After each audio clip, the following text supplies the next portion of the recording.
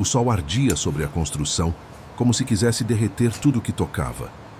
As paredes de tijolos ainda úmidas, o cheiro forte de cimento, o barulho dos martelos ecoando como tambores de guerra. Entre os trabalhadores, João, um servente de rosto queimado pelo sol, parou por um instante para enxugar o suor que escorria pelos olhos. Seu estômago roncava. Já passava do meio-dia e ele sonhava com o momento de sentar-se num canto e abrir sua marmita, a única recompensa depois de horas de esforço. Mas naquele dia, algo o fez hesitar. Do outro lado do alambrado, uma criança magra com os cabelos desgrenhados e uma camiseta rasgada o observava em silêncio. Os olhos do menino tinham um brilho triste, quase febril. João franziu a testa, aproximou-se e o viu tossir fraquinho. "Ei, tudo bem com você, garoto?" perguntou com voz rouca. O menino tentou sorrir, mas o som que saiu foi apenas um gemido baixo. João abriu sua marmita. O cheiro de arroz, feijão e um pedaço pequeno de carne encheu o ar. Ele olhou o menino de novo. O olhar da criança vacilou entre a comida e o chão. E foi nesse momento, sem pensar duas vezes, que João estendeu o pote por entre o alambrado. "Toma, menino. Come. Eu me viro." O garoto arregalou os olhos. "Mas... é sua comida." "É, mas você precisa mais do que eu." Enquanto o menino comia com as mãos trêmulas, João o observava, sentindo algo estranho apertar o peito. Aquele menino parecia carregar mais que fome. Havia um vazio profundo, como se estivesse sozinho no mundo. João terminou o turno com o estômago vazio, mas o coração inquieto. Quando o apito da obra soou, ele olhou novamente para o alambrado. O menino já não estava lá. Apenas um pedaço de papel sujo preso à grade batendo no vento. Ele se aproximou, curioso, e viu que era um rascunho com letras tortas, quase infantis. "Obrigado, tio. Eu vou voltar." Aquela frase simples ficou ecoando na cabeça de João durante todo o caminho de volta para casa. A cada passo, ele se lembrava do olhar do menino, aquele olhar de quem carrega o peso do mundo. Chegando em casa, a esposa, Rosa, o esperava com um prato quente e um sorriso cansado. "Cadê sua marmita, João?" Ele hesitou por um instante, depois sorriu de leve. "Ah, dei para um garoto que estava passando fome." Rosa o olhou com ternura, mas também com preocupação. "E você ficou sem comer de novo?" "É só um dia, Rosa, Deus provê." Rosa assentiu, mas quando virou para o fogão, seus olhos marejaram. Ela sabia o quanto o marido já se sacrificava. 3 dias depois, o menino voltou. Era cedo, o sol ainda nascia, e os homens começavam a carregar sacos de cimento. João o viu parado, encostado no alambrado, tossindo e segurando um brinquedo quebrado. "Ei, garoto!" gritou ele, deixando o carrinho de mão. "Você por aqui de novo?" O menino sorriu. "Eu vim agradecer. Aquela comida foi a melhor coisa que eu já comi." João se ajoelhou, olhando o menino nos olhos. "Qual é o seu nome?" "Lucas." "E sua mãe?" "Tá doente. Eu cuido dela quando não tô na rua." O servente sentiu um nó na garganta. O menino devia ter uns 9, talvez 10 anos. Muito novo para carregar tanta dor. "Me espera aqui amanhã, Lucas. Eu trago outra marmita, tá bom?" O menino sorriu de orelha a orelha. "Sério? Sério." No dia seguinte, João chegou à obra mais cedo. Sentou-se com o colega Zeca, que sempre zombava dele. "Ô João, e essa história do menino? Vai adotar agora?" "Deixa de besteira, Zeca. O garoto tá passando fome." "Fome tem meio mundo. Tu vai querer resolver tudo?" João o olhou sério. "Se eu não posso mudar o mundo, pelo menos posso mudar o dia de alguém." Zeca deu de ombros, mas ficou em silêncio. No fundo, admirava o amigo, embora nunca admitisse. Na hora do almoço, João atravessou o pátio e viu Lucas esperando. Sentou-se ao lado dele. Os dois dividiram o mesmo pote, como velhos amigos. Lucas contava histórias engraçadas, e pela primeira vez em muito tempo, João riu de verdade. "Faz tempo que eu não ouvia uma risada dessas, tio." João sorriu. "Faz tempo que eu não tinha motivo para rir, menino." Naquela tarde, o sol descia forte, e João subia as escadas improvisadas com um balde de argamassa quando ouviu gritos vindos do portão. "Ah, menino!" alguém gritou. O moleque desmaiou. João largou tudo e correu. Lá estava Lucas, caído no chão, pálido, suando frio. Lucas! Ele gritou, ajoelhando-se. Ei, garoto, acorda! O menino mal abria os olhos. Tio, minha mãe. Ela tá pior. O pânico tomou conta. João olhou em volta, desesperado. Alguém chama um carro. Vamos levar ele para o hospital. Mas ninguém se mexia. A maioria apenas observava, confusa, sem saber o que fazer. Então João levantou o menino nos braços e começou a correr rua abaixo, gritando por ajuda. Cada passo era um peso, cada respiração, uma promessa silenciosa. Ele não deixaria aquele garoto morrer. O cheiro de desinfetante e o som de passos apressados enchiam o pequeno pronto-socorro. João entrou ofegante, com o menino desmaiado nos braços, o corpo leve como se não tivesse peso algum. Apenas a fragilidade de uma vida que lutava para continuar existindo. Enfermeira! Gritou ele. Por favor, esse menino está passando mal. A mulher de jaleco correu até eles, colocou o estetoscópio no peito da criança e olhou para João. Ele está com febre alta e desnutrição grave. Precisamos internar agora. João assentiu, tentando recuperar o fôlego. Eu pago depois, só ajuda ele, pelo amor de Deus. Calma, senhor, ele vai ser atendido. Ela chamou 2 auxiliares, que colocaram Lucas em uma maca e o levaram para dentro da sala de emergência. Enquanto esperava, João caminhava em círculos com as mãos sujas de cimento, sem saber onde colocar os pés. A cada minuto que passava, o coração batia mais forte. De repente, uma médica de jaleco azul se aproximou. O senhor é parente do garoto? Não, mas... É como se fosse. Eu encontrei ele na rua, ele estava doente. A médica assentiu. Ele tem um quadro grave de pneumonia, mas vai precisar de remédio, alimentação e acompanhamento. João abaixou a cabeça. Sabia que isso custaria dinheiro, dinheiro que ele não tinha. Enquanto a médica se afastava, ele encostou-se na parede fria e murmurou, quase em oração. Meu Deus, não deixa esse menino morrer. 2 dias depois, quando Lucas começou a melhorar, João pediu o endereço à enfermeira. Ele me disse onde mora, explicou ela. Mas não espere muito. O homem pegou o ônibus, atravessando bairros inteiros até chegar a uma região periférica da cidade. Ruas de terra, casas improvisadas, crianças brincando descalças.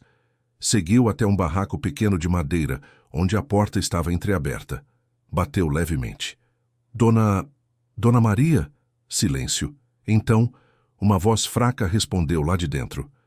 Quem é? Sou amigo do Lucas. João empurrou a porta devagar e o que viu o deixou sem palavras. A mulher estava deitada num colchão velho, tossindo. O quarto cheirava a mofo e remédio barato. O Lucas me falou do senhor, disse ela, tentando se levantar. Fique deitada, Dona Maria, por favor, ele está melhorando. Está no hospital. Os olhos dela se encheram de lágrimas.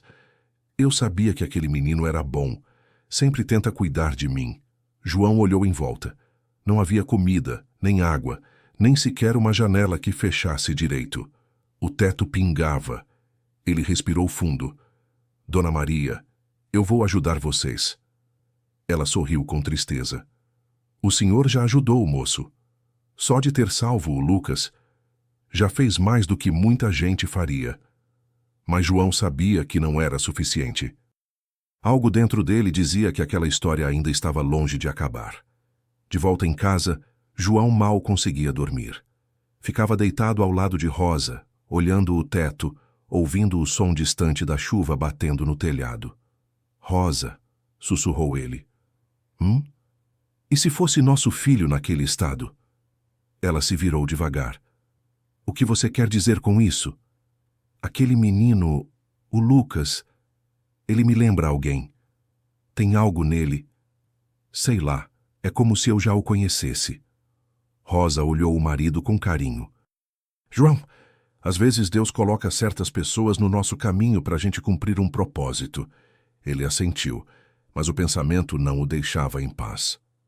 No dia seguinte, levou um cobertor velho, comida e um pouco de dinheiro para a casa de Lucas. Quando chegou, encontrou o menino sentado do lado de fora brincando com o mesmo carrinho quebrado. "Tio João!" gritou o garoto, correndo para abraçá-lo. Aquele abraço apertado, puro e sincero, derreteu qualquer dúvida que João ainda tivesse.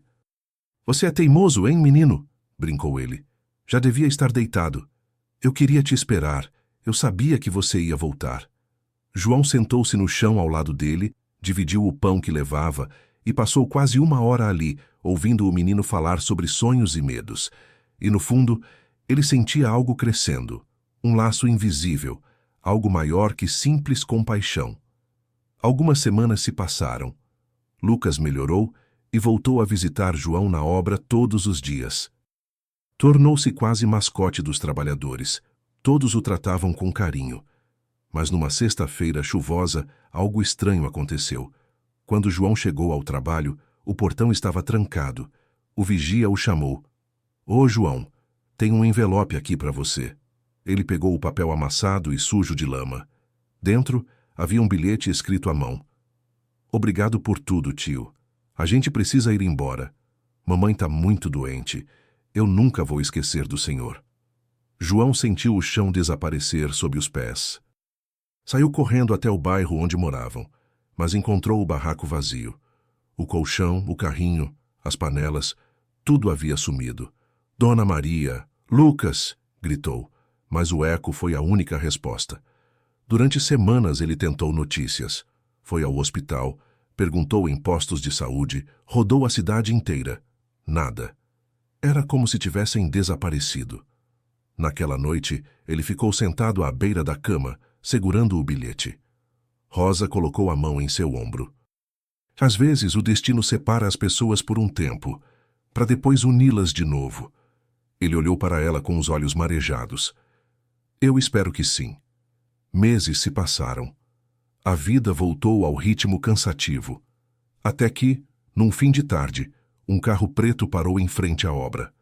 O motor roncou baixo e um homem de terno desceu, observando os operários com um olhar sério. O capataz se aproximou, nervoso. "Posso ajudar, senhor? Estou procurando por um homem chamado João Ferreira."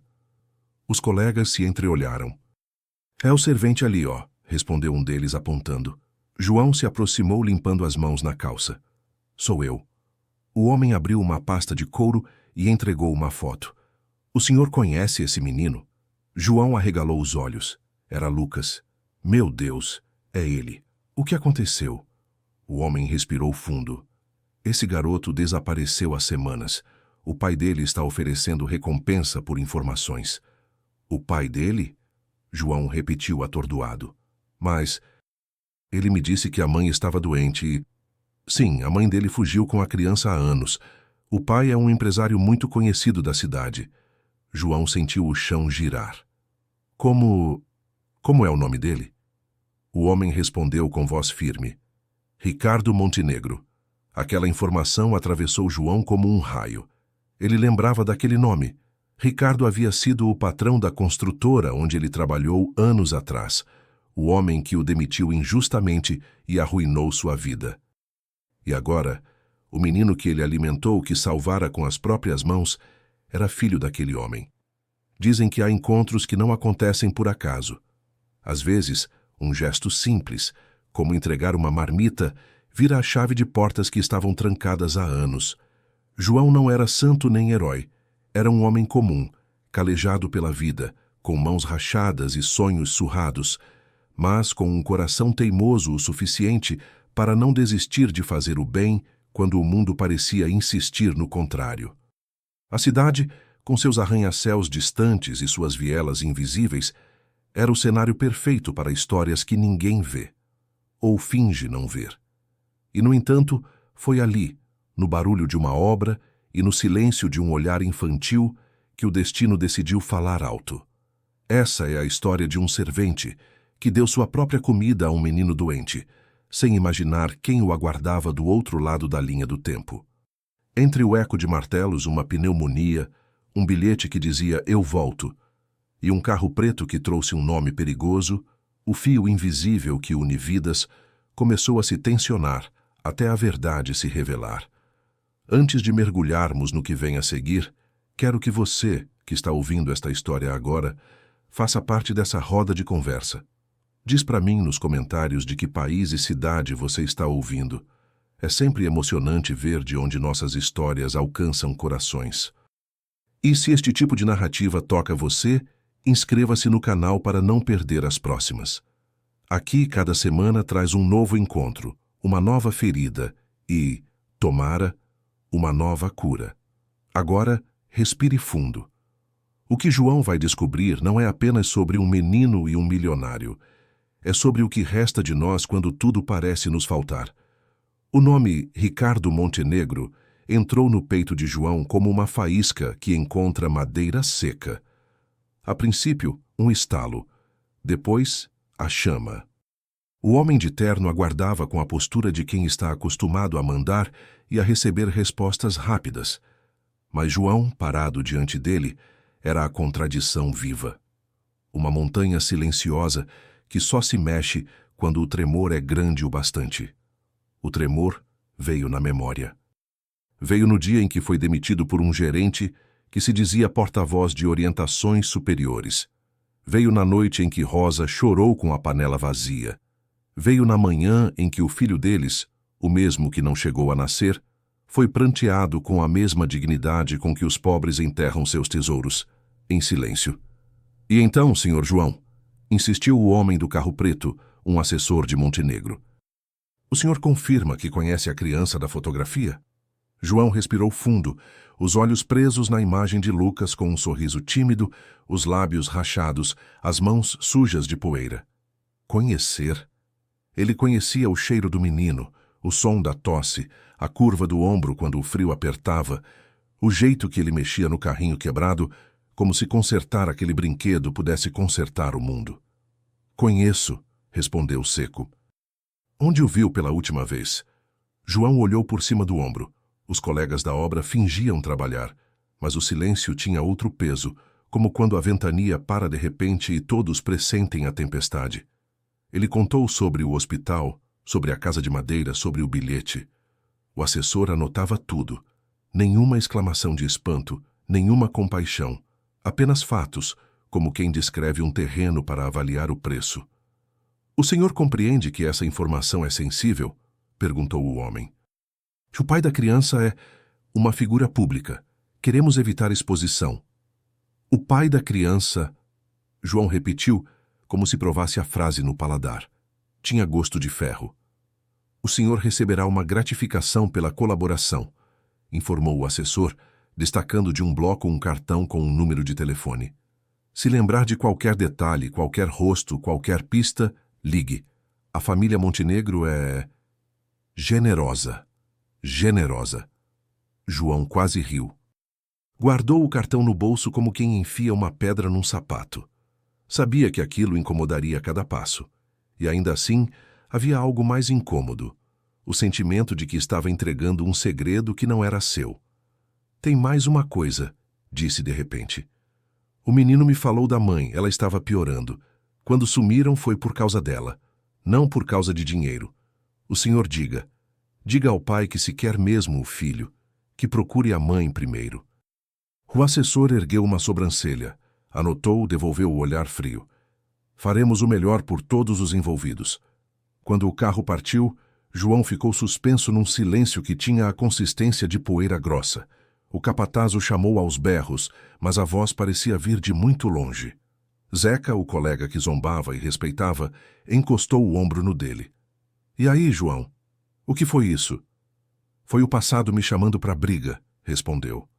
E eu tô cansado, Zeca, mas acho que essa briga eu não posso evitar.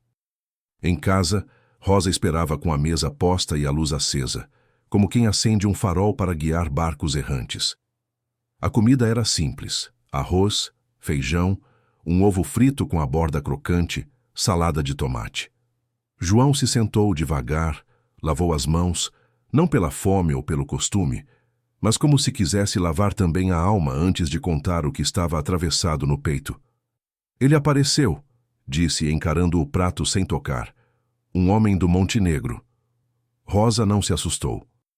Não era do tipo que esmorece com nomes grandes. Ela conhecia o marido melhor do que qualquer um, Percebeu de imediato o peso por trás daquela frase. O que ele queria? Informação sobre o Lucas. E você... contou? João assentiu, um sim pesado, cheio de culpa. Eu devia ter ficado calado? Rosa puxou a cadeira, aproximou-se, apoiou a mão sobre a dele. A pele de João era áspera, mas o toque dela sempre encontrava um caminho de maciez. Você fez o que um homem honesto faz quando a verdade bate na porta. Abriu. O que me preocupa não é o que você disse, é o que eles vão fazer com o que ouviram. A janela deixava passar um vento fino. A cortina tremulou, a chama do fogão vacilou e João pensou que sua vida estava assim, uma chama que precisa de cuidado para não apagar, ou para não incendiar a casa inteira. Rosa, a voz falhou. Você lembra daquele gerente que me demitiu por ordem de cima? Por causa de uma sobra de material que botaram no meu nome? Eu lembro, João, respondeu ela, com uma tristeza antiga. Lembro do jeito como você chegou naquele dia. Parecia que tinham arrancado um pedaço seu. O de cima era ele, Montenegro. Rosa respirou fundo, mas não desviou os olhos. Às vezes, a vida dá uma volta tão grande que a gente não sabe se é castigo ou chance. Se essa volta trouxe você até o filho dele, talvez seja chance. Chance de consertar algo que te tiraram, ou de consertar algo no menino. João apoiou o rosto nas mãos por um instante. O silêncio não era vácuo, era abrigo. Quando levantou o olhar, havia decisão ali. Vou procurar a Dona Maria. Antes deles, não vou entregar o Lucas sem entender o que há por trás. Então vai, disse Rosa, firme, e leva o meu casaco. Hoje a noite vai ser fria. Ele sorriu, cansado e grato. Rosa sempre soube a palavra exata e o gesto discreto que sustenta. Pegou o casaco, um caderno velho e uma caneta. Para que o caderno? Ela perguntou. Para anotar as ruas, os nomes, as portas que se fecharem. Quem sabe, no fim, eu encontre a que precisa estar aberta. Rosa o acompanhou até a porta, ajustou o colarinho do casaco com um carinho que parecia oração. Se a verdade doer, João, lembre, é melhor doer do que apodrecer. Vai. Ele saiu. A noite o recebeu com aquele frio que faz os ossos contarem o tempo. A cidade de dia tem suas máscaras, vitrines, buzinas, cafés apressados. À noite, as máscaras cansam de fingir e caem. João começou a busca pelos lugares onde o silêncio pesa nas paredes. Primeiro, o posto de saúde onde Lucas fora atendido meses atrás. Uma enfermeira de plantão, de olhos fundos e sorriso sincero, folheou um caderno grosso de anotações. Dona Maria... Ela repetiu, rolando o dedo pelas linhas. Aqui. Foi atendida 2 vezes. Pneumonia crônica, subnutrição e um alerta social que nunca foi respondido. O endereço? Mudou. Eles se mudaram para mais perto do rio. Beco do Passadiço. O que é o Beco do Passadiço? Ela olhou por cima do balcão, como quem avalia a coragem de quem pergunta. É onde a cidade esquece de olhar. João agradeceu, anotou. O beco era um labirinto de sombras, telhados improvisados, portas de madeira com números escritos à mão. Ele bateu de porta em porta, recebeu mais não sei do que talvez, e quando ouviu o primeiro acho que sim, sentiu o coração acelerar. A senhora já ouviu falar de uma mulher chamada Maria, com um menino de uns 10 anos, magrinho, tosse nos dias de frio? A vizinha apontou com o queixo para o fim do beco. Se não me falha a memória, moravam ali. Mas se foram. Uma caminhonete velha parou certa manhã. A mulher foi amparada por um homem, o menino segurando um carrinho quebrado. Fizeram um barulho danado, a mulher chorava. O menino ficava pedindo para voltar para pegar uma coisa, mas não deixaram. Subiram e sumiram. Uma caminhonete velha, azul desbotada, com um amassado na lateral. Vidros escuros, placa. Ela fechou os olhos tentando recolher um número da poeira. Só lembro que começava com K. João anotou. A senhora, vendo o caderno, sorriu de canto. O senhor é polícia? Não. Só alguém que não consegue dormir enquanto não encontra um menino. Ela ofereceu um copo d'água, que ele recusou com delicadeza. A madrugada já se insinuava quando João chegou à beira do rio. O som da água batendo nas pedras era um sussurro constante, como o de alguém contando um segredo que a gente não consegue decifrar. Ali, um homem com cara de barqueiro fumava, os olhos perdidos na correnteza. João tentou a sorte. "O senhor já viu uma caminhonete azul com amassado na lateral por aqui?" "Todo dia passa caminhonete azul por aqui, meu amigo", respondeu o barqueiro. "Mas essa que você descreve eu vi, sim. Parou ali, uns dias atrás. Desceu um sujeito com pressa, abriu a porta, e uma mulher doente. O menino segurava um carrinho. Eles entraram numa casa velha mais adiante. Ficaram uma noite e partiram cedo. Sabe para onde? Para a estrada que vai para o interior. Quem entra naquela estrada ou está fugindo de alguém, ou está indo atrás de alguém. E você acha que era qual?" O barqueiro soltou a fumaça devagar, encarou João. O olhar do menino era de quem está indo atrás, mas a mão do homem no ombro dele era de quem leva embora. João agradeceu com um aperto de mão sincero. O barqueiro segurou por um segundo a mais. Se encontrar, não julga antes de olhar nos olhos. Às vezes, a gente só entende o caminho quando sabe de onde veio a poeira. A frase ficou batendo na mente de João enquanto ele caminhava de volta. A cidade acordava devagar, com o céu ficando menos escuro. Em uma banca de jornal, a manchete trazia uma foto antiga de Ricardo Montenegro inaugurando alguma obra. Ele desviou o olhar. Tinha uma estrada a tomar. João pegou um ônibus para o interior logo no primeiro horário. A poltrona era dura, a janela riscava a paisagem com faixas de verde, terra e um azul tímido que prometia sol. Ele abriu o caderno e releu as anotações. Beco do Passadiço, caminhonete azul. Placa começa com K. Homem apressado, casa velha perto do rio, estrada do interior. Embaixo, escreveu com letras maiores, olhar antes de julgar. O cobrador, um rapaz falante de sorriso fácil, parou ao lado quando notou a obsessão do passageiro pelo caderno. "O senhor está em missão?" "Tô. Procurando uma mãe e um menino." "O interior é cheio delas", respondeu o cobrador, com uma sabedoria que não sabia que tinha. "Mas cada uma tem uma história que é só dela. Essa aqui tem uma caminhonete azul e um carrinho quebrado." O cobrador coçou a cabeça. "Caminhonete azul? Eu vi uma ontem na parada de Santa Helena. Tava carregando umas caixas e tinha um moleque quieto, agarrado num carrinho. Achei estranho o menino não olhar para nada, como se tivesse medo de que o mundo olhasse de volta." João sentiu as engrenagens se encaixando. Santa Helena é depois de onde? Depois da Fazenda das Palmeiras. Se o motorista não parar, o senhor pede. Eu aviso. O ônibus chacoalhava pela estrada remendada. O homem ao lado roncava. Uma senhora cochilava com uma sacola de pão no colo. E João encontrou no som repetido do motor uma espécie de mantra. Lembrou de Lucas dando risadinhas por qualquer bobagem. Lembranças que eram fotografias em movimento. O menino pegando o arroz com os dedinhos, pedindo desculpa por ter lambido a colher, João fingindo braveza, cedendo o melhor pedaço como quem entrega uma medalha. Quando o ônibus parou em Santa Helena, o sol já tinha força. A pequena rodoviária tinha cheiro de café e poeira. João desceu, perguntou na lanchonete da esquina. "Caminhonete azul amassada, placa com K?" "Parou aqui ontem", disse o dono enxugando o balcão. "O motorista se chama Valdomiro. Ele carrega mudança, frete, vive indo e vindo. Tem o número dele ali no cartaz." João anotou, ligou do orelhão. A voz que atendeu era grossa e desconfiada. "Alô? Seu Valdomiro? Desculpe incomodar. O senhor levou uma mulher doente e um menino dias atrás. Eu não sou polícia. Só quero saber se eles estão bem." Silêncio do outro lado. João segurou a respiração. "Pá, quem é o senhor?" "Um amigo do menino." A linha carregou um ruído que parecia vento. Depois a voz cedeu. "Eu levei, sim. A mulher estava mal.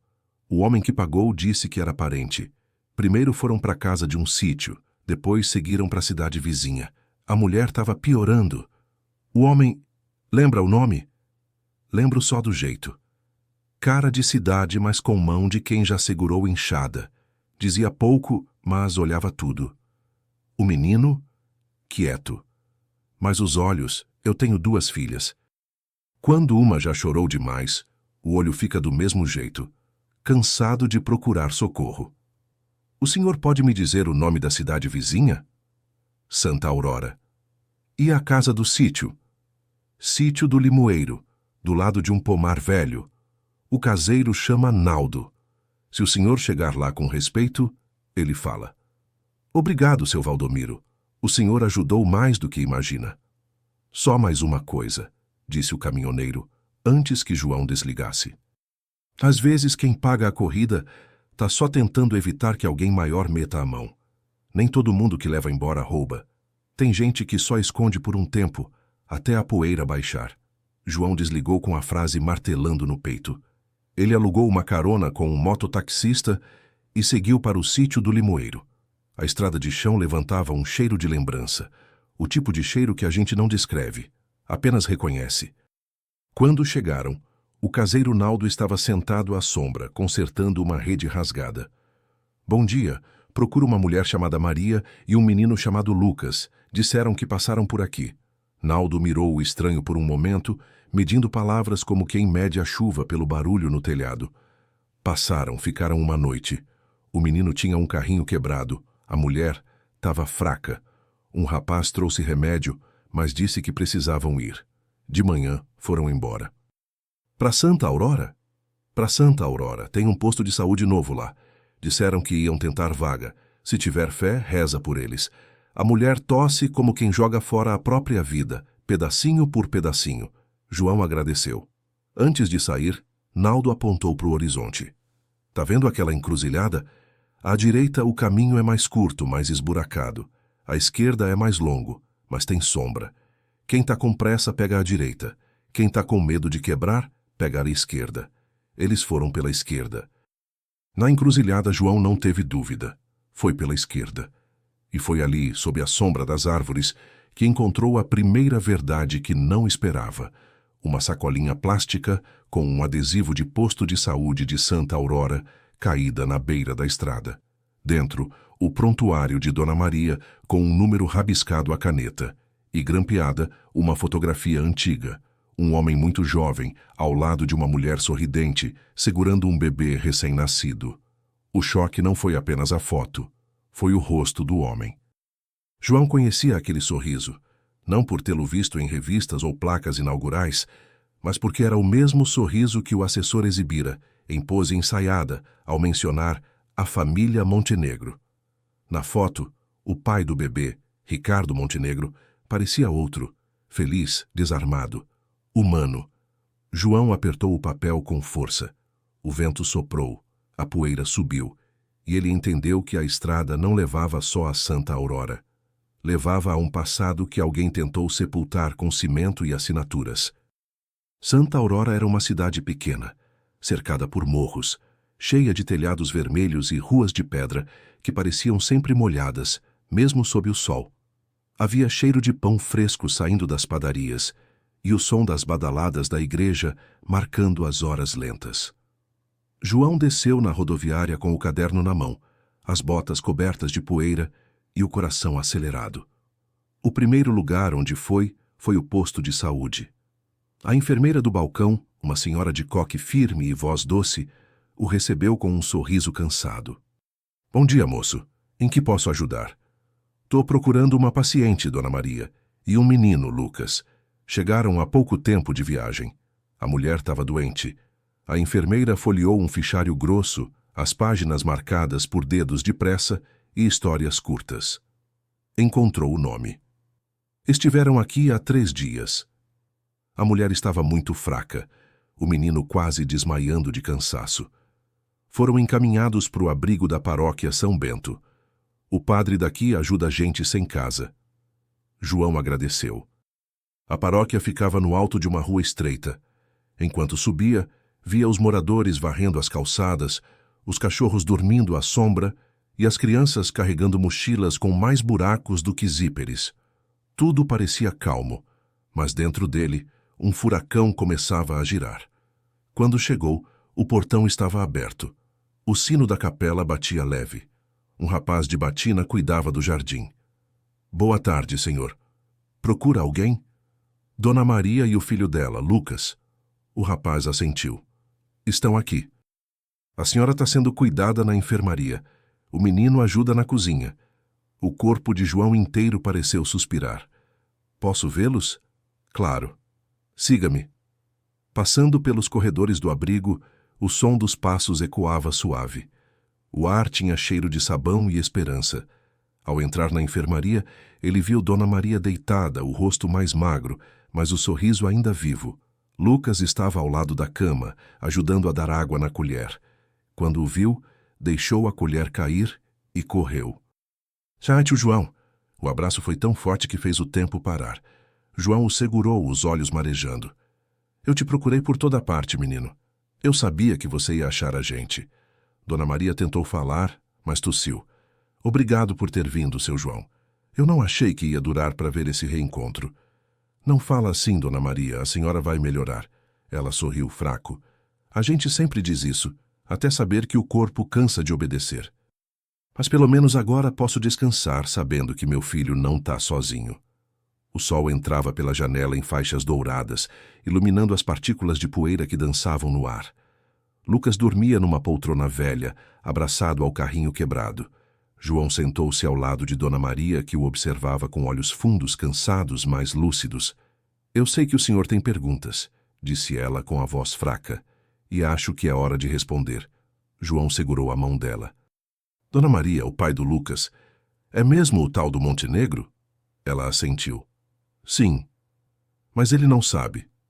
Ou finge que não sabe. Quando eu engravidei, trabalhava como doméstica na casa dele. Ele era casado, tinha uma vida de luxo, e eu era só mais uma sombra que limpava o chão. A esposa dele adoeceu, ficou no hospital muito tempo. Foi nessa época que aconteceu. Ela fez uma pausa. Eu não queria confusão, nem dinheiro. Queria só criar meu filho em paz. Mas quando a esposa dele morreu, ele começou a se aproximar demais. Disse que queria ajudar. Ela riu sem alegria. Ajudar para ele sempre significou controlar. João escutava em silêncio, o peito apertando. Então a senhora fugiu? Sim. Quando percebi que ele queria tirar o menino de mim, disse que eu não era adequada, que podia pagar uma escola, médicos, tudo, menos o amor de mãe. E eu fugi. Desde então vivemos escondidos, mudando de cidade, sempre com medo de alguém bater à porta dizendo que veio buscar o Lucas. João abaixou a cabeça. O homem que foi me procurar na obra, ele trabalha para o Montenegro. Estão atrás de vocês. Os olhos dela se encheram de lágrimas. Eu imaginei. Não dá para fugir do dinheiro, seu João. Ele sempre encontra caminho. João respirou fundo. Dona Maria, eu não vou deixar levarem o Lucas à força. Mas o menino precisa saber a verdade. Eu sei. Ela olhou o teto. Ele merece saber quem é o pai. Só não quero que cresça acreditando que o sangue manda mais que o coração. Um silêncio longo tomou o quarto. Do lado de fora, o sino tocava 6 badaladas. João sentia o peso daquela promessa como se fosse uma cruz. Eu vou protegê-los, disse firme, até o fim se for preciso. 2 dias depois, a tranquilidade de Santa Aurora se partiu como vidro. Um carro preto reluzente parou diante da paróquia. Dele desceu Ricardo Montenegro, de terno impecável, acompanhado do mesmo assessor. A cidade inteira parou para olhar. A poeira subiu, o murmúrio correu. João, que estava no pátio cortando lenha, sentiu o sangue gelar. É ele, murmurou. O padre saiu para receber os visitantes. Boa tarde, senhores. Em que posso ajudar? Estou procurando uma mulher chamada Maria Alves, disse Ricardo com voz firme. E um menino chamado Lucas. O padre o mediu com um olhar calmo. Temos muitas Marias por aqui, senhor. Mas se o senhor veio em paz, é bem-vindo. Vim buscar o que é meu, respondeu ele, e o modo como disse fez o ar ficar mais pesado. João não resistiu. Largou o machado e se aproximou. O que é seu, senhor Montenegro? O empresário virou o rosto surpreso. Eu te conheço? Conhece. Eu trabalhei para sua construtora há anos. Você me demitiu, lembra? Disse que eu não servia para o padrão da empresa. Ricardo franziu o senho. Não me lembro de cada funcionário que passou. O que quer? Quero que me diga uma coisa, se o menino for mesmo seu filho, o que pretende fazer? Dar a ele o que merece. Educação, conforto, futuro. E a mãe? Ricardo hesitou. A mãe fez suas escolhas. Eu só quero o bem do garoto. João o encarou nos olhos. O bem não começa tirando ele de quem o ama. O padre interveio, tentando acalmar os ânimos. Senhores, aqui é casa de Deus. Vamos conversar com serenidade. Ricardo respirou fundo. Só quero vê-los. Se for preciso, chamo a polícia. Tenho direito. João olhou para o padre, depois para o carro preto e sabia que não adiantava impedir. O dinheiro sempre fala mais alto. Mas quando Ricardo entrou na enfermaria e viu Lucas, a máscara dele rachou. O menino olhou desconfiado. Quem é o senhor? Ricardo se ajoelhou devagar. Eu sou seu pai. Lucas franziu o senho. Meu pai morreu. A frase cortou o ar como faca. Ricardo recuou.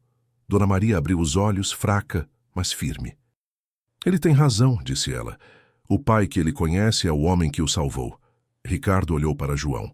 O silêncio entre eles dizia tudo o que as palavras não dariam conta. O clima dentro do quarto era denso. Lucas olhava de um para outro, sem entender. Mãe, o que está acontecendo? Dona Maria respirou com dificuldade. Filho, esse homem é o seu pai de sangue. Mas o homem que te carregou no colo, que te deu comida quando você estava com fome, que te procurou por toda parte. Esse é o homem que Deus mandou para cuidar de você. Lucas, confuso, chorava sem saber por quê. Ricardo baixou a cabeça, talvez pela primeira vez sentindo vergonha. Maria, eu nunca quis machucar vocês. Quis o controle. E o controle machuca mais que o ódio, respondeu ela tossindo. João segurou o ombro de Ricardo. Ela está doente. Se quiser fazer o certo, não leve o menino à força. Deixa ele decidir. Ricardo encarou o menino e, pela primeira vez, talvez, enxergou um ser humano, não uma posse. Eu só quero o bem dele. Então aprenda o que é o bem, disse João. Às vezes, o bem é abrir mão. O silêncio foi quebrado pelo som do sino da paróquia, anunciando as 8 da noite. Lucas abraçou a mãe e depois, hesitante, se aproximou de Ricardo. Se o senhor é mesmo meu pai, por que demorou tanto para me achar? Ricardo se ajoelhou diante dele. Porque passei tempo demais achando que dinheiro podia apagar meus erros. João olhava a cena com o peito apertado. Dona Maria sorria, fraca, mas em paz. Talvez agora você entenda, murmurou ela. Naquela noite, ela adormeceu para nunca mais acordar. O funeral foi simples. O padre fez uma oração curta. João, Rosa, que viajara ao saber da notícia, e o próprio Ricardo estavam ali, lado a lado, em silêncio. Lucas segurava o carrinho quebrado junto ao peito. Não chorava. O rosto estava sereno, maduro demais para sua idade. Quando o caixão desceu, ele olhou para João. Tio João, agora a mamãe tá bem, né? Tá, menino. Tá melhor do que a gente. Ricardo colocou a mão no ombro do filho. Prometo cuidar de você, Lucas. Prometo fazer tudo diferente. João assentiu. Cuidar dele é bom. Mas lembre-se, cuidar não é mandar, é estar junto. Ricardo estendeu a mão. Eu devo um pedido de perdão a você também.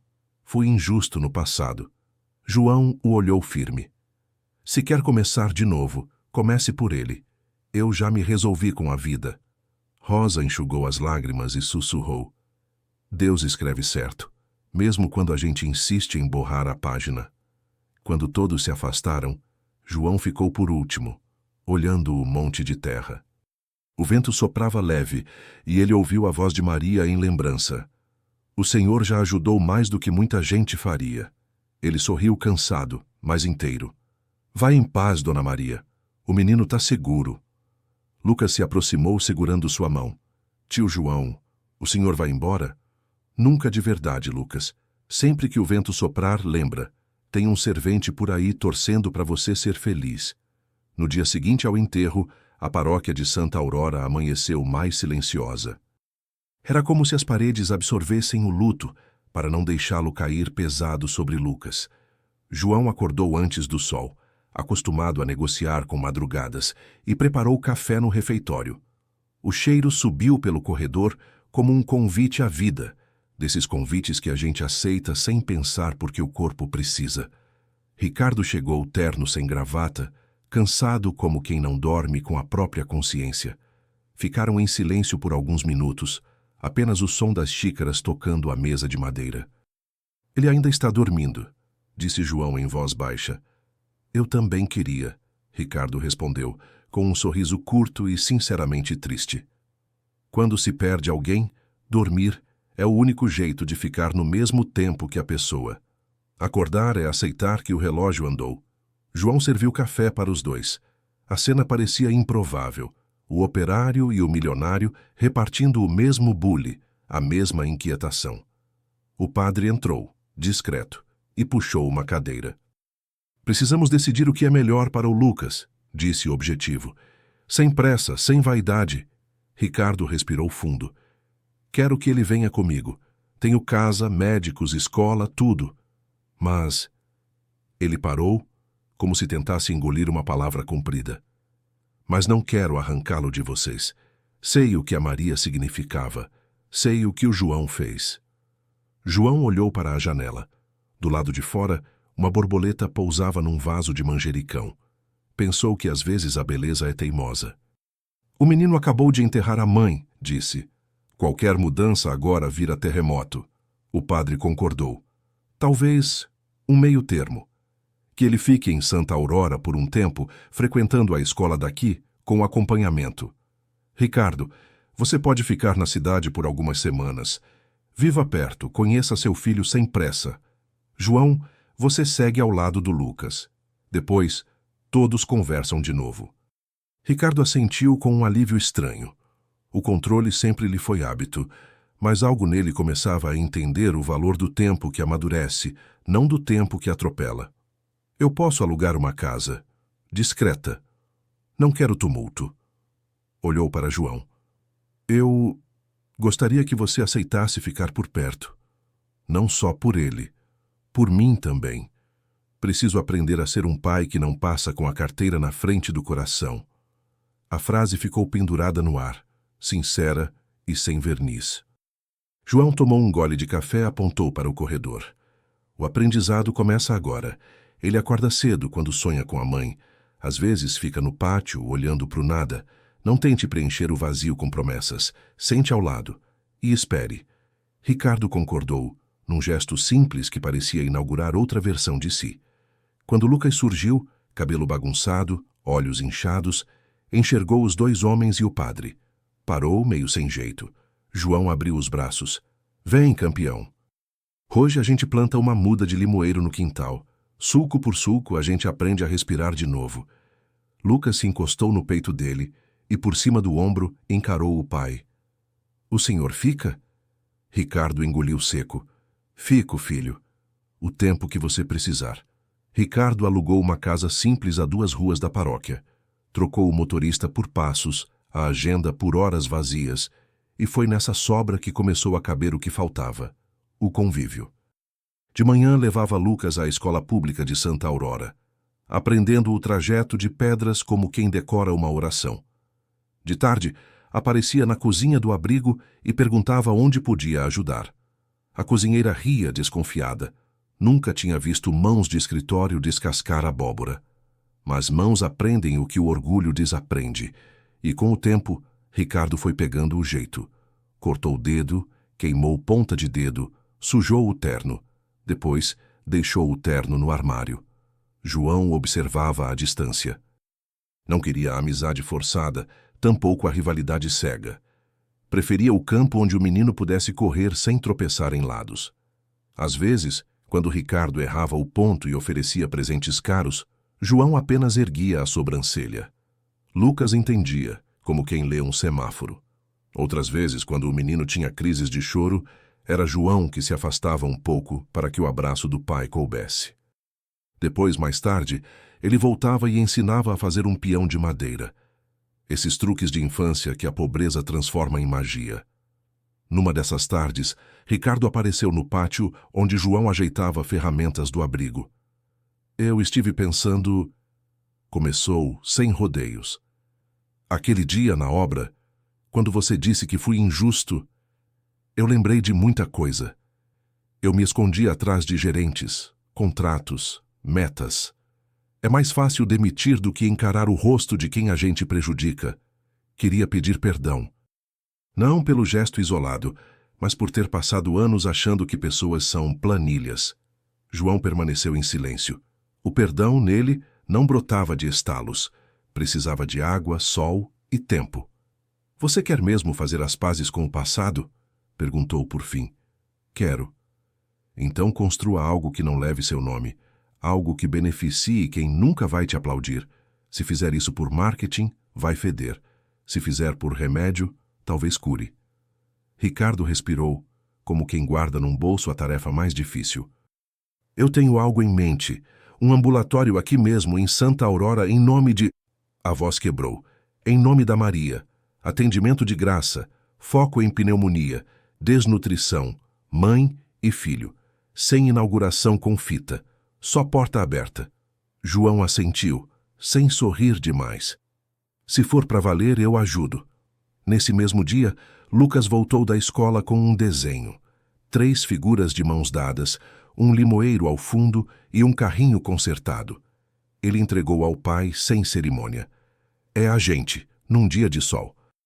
O carrinho agora roda. Ricardo olhou para João, e os dois entenderam que às vezes o barulho do concerto é maior dentro da gente que fora. Do outro lado da rua, a vizinhança começava a cochichar. O milionário estava diferente. Santa Aurora tinha esse dom de ensinar o valor do passo lento. A paz durou até onde a curiosidade alheia alcança. Em 3 semanas, uma revista de fofoca estampou num canto de capa: herdeiro escondido, empresário é visto em cidade do interior com menino misterioso. Não precisou mais que isso. Fotografias mal enquadradas, boatos generosos, alguém lembrando que a esposa falecida de Ricardo jamais teve filhos.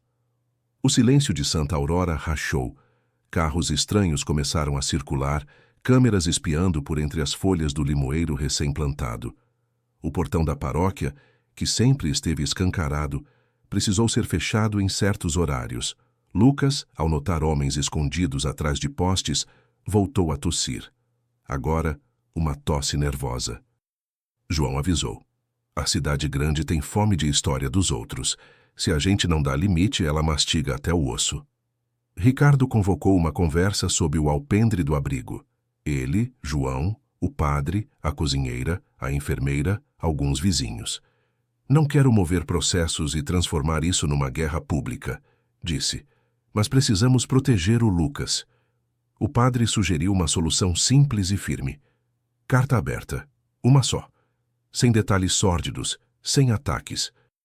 Explicamos que uma mãe morreu, que um menino está sob cuidado, e que o pai biológico pediu privacidade para que o luto seja respeitado, que qualquer imagem feita do menino é indevida e será tratada legalmente.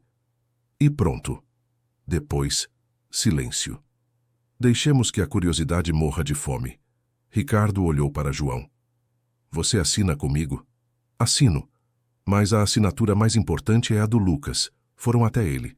O menino ouviu, pensou um pouco, segurou firme o lápis. No fim, rabiscou seu nome com letras meio tortas. Eu não gosto de foto escondida. Se quiserem saber de mim, que perguntem para mim. Pausa. Mas hoje eu não quero falar. O texto foi lido na praça principal, não em coletiva cercada de microfones, mas no alto da escadaria da igreja, com os sinos fazendo de pontuação. O recado foi dado. Não é história, é vida. Alguns repórteres recuaram, outros insistiram. Um deles tentou invadir o pátio do abrigo, e foi Ricardo quem segurou o homem pelos ombros, firme e civilizado. Você tem filho? Perguntou.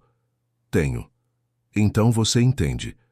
O repórter baixou a câmera. Às vezes, lembrar que todo mundo é alguém de alguém desarma batalhas. Naquela noite, João percebeu que o medo de Lucas tinha diminuído um pouco. Como você fez para a coragem voltar? Perguntou, sentado no degrau com o menino. Fiquei atrás do limoeiro, disse Lucas, apontando o desenho antigo. Lembrei da mamãe dizendo que a árvore cuida da gente quando a gente cuida dela. Aí eu respirei melhor. João sorriu. Então amanhã a gente rega de novo. Coragem é planta de sede grande. Não havia como evitar para sempre. Era preciso formalizar a vida. O Fórum da Comarca recebeu um pedido de guarda e convivência. O juiz, homem de meia-idade com olhar de professor primário, preferiu uma audiência de conciliação. Sala pequena, sem togas imponentes, apenas cadeiras e água. Estavam ali o magistrado, a promotora, uma psicóloga do tribunal, Ricardo, João, Lucas e o padre como testemunha moral. A mesa parecia preparada para uma conversa adulta. E foi. Menino Lucas, começou o juiz, simples. Você sabe por que está aqui? Para decidirem onde eu vou morar. Em parte. Mais que isso, para que adultos assumam responsabilidades, sem brigar com as suas vontades. Você quer dizer algo? Lucas encarou o pai, depois João. Eu quero ficar um tempo aqui, em Santa Aurora, com o tio João perto, e quero conhecer a casa do meu pai também, mas sem morar lá agora. Quero ir aos poucos. E... engoliu. Quero que a mamãe não vire fofoca. O juiz anotou, satisfeito. Virou-se a Ricardo. O senhor? Eu aceito o tempo do meu filho. Ofereço tudo o que tenho, mas aprendi que oferecer não é impor. Quero garantir escola, saúde e futuro. E o senhor, João? Eu fico por perto. Não sou dono de nada. Sou abrigo. Quando ele quiser vento, eu abro a janela. Quando quiser sombra, eu viro parede. A psicóloga sorriu com os olhos. A promotora propôs termos objetivos. Guarda compartilhada de decisões, residência de Lucas em Santa Aurora por um período inicial de 9 meses, visitas frequentes e pernoites programados com o pai, acompanhamento psicológico e criação de um Fundo Maria Alves para custear o ambulatório e bolsas de estudo para crianças da cidade. O juiz acrescentou, e fica registrado que o nome da mãe do menor, Maria Alves, deve ser protegido de exploração midiática, que a memória dela seja honrada com obras e não com páginas. Assinaram. Lucas recebeu uma cópia, dobrada com cuidado. Posso guardar no meu caderno? Perguntou. Pode e deve, respondeu o juiz. É a sua história, escrita com tinta que não apaga. Do lado de fora, Ricardo respirou como se tivesse tirado um colete apertado. João estendeu a mão, desta vez o aperto foi de iguais. Agora a gente trabalha, disse. Ambulatório, escola, hortas, o que couber nas mãos. E no coração, completou Ricardo, porque sem coração a obra cai. O tempo pulou 12 anos como quem salta poças depois da chuva. Santa Aurora cresceu, sem perder o hábito de saudar o vizinho pelo nome. O ambulatório Maria Alves atendia mães e filhos de toda a região. Suas paredes tinham desenhos de limoeiros e carrinhos, símbolos de uma cura que começou pequena. Ricardo envelheceu bem, menos cínico, mais paciente. João, com os cabelos mais brancos, ainda acordava cedo. Ensinava jovens a assentar tijolos não apenas com a colher de pedreiro, mas com a paciência de quem sabe que a parede aprende a ficar de pé quando o chão é cuidado. E Lucas já não era menino. Alto, magro, olhos de quem vê longe. Tinha uma bolsa de estudos em engenharia, ironia bonita do destino. Construir depois de ter vivido entre escombros. Certa manhã, voltou à cidade para uma palestra no ambulatório. O auditório estava cheio de estudantes, mães, trabalhadores. Ele falou sem pompa, misturando técnica e vida. Uma ponte segura é aquela que lembra que há pessoas passando por ela, disse, apontando um desenho no telão. A gente calcula peso de caminhão, vento, dilatação térmica, mas nunca esquece que a gente atravessando apressada para ver alguém no hospital, criança correndo para o abraço, trabalhador voltando para casa. Se a obra ignora as pessoas, ela cumpre uma parte e falha no essencial. No fim, procurou João do lado de fora. O velho servente estava sentado no banco de madeira, esculpindo com canivete um carrinho novo, tradição que inventou para si mesmo. A cada aniversário de Lucas, um carrinho. Você nunca parou, tio João. Se eu paro, enferrujo. Ricardo se aproximou trazendo 3 marmitas de alumínio. Olhou para o filho e para o amigo. Quase não sobrou nada do meu jeito antigo. Mas tem coisas que eu faço questão de manter. Abriu uma marmita. Arroz, feijão, ovo com a borda crocante. O prato que atravessou o tempo.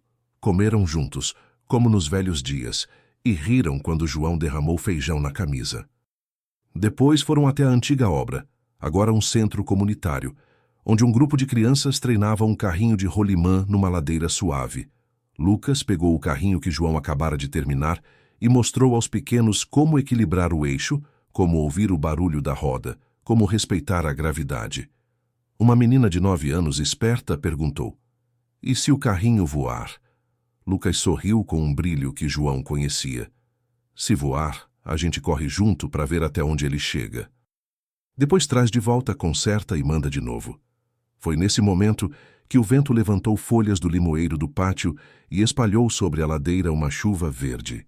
O carrinho desceu, pareceu por um instante alçar voo numa saliência do piso. João aplaudiu, a cidade aplaudiu, e por alguns segundos o mundo inteiro aplaudiu sem saber. No entardecer daquele dia, João voltou sozinho à antiga rua de pedras que levava à paróquia.